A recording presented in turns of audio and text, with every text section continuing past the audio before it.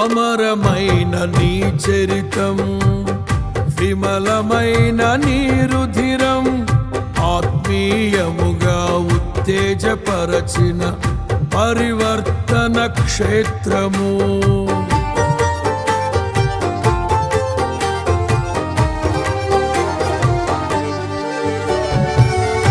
అమరమైన నీ చరితం, విమలమైన నీ రుధిరం, ఆత్మీయముగా ఉత్తేజపరచిన పరివర్తన క్షేత్రము.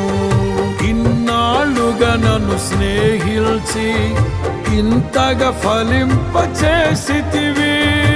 ఈశ్వర సంపదనంతటితో అభినయించినే పాడెదను. ఉండలేను బ్రతుకలేను నీ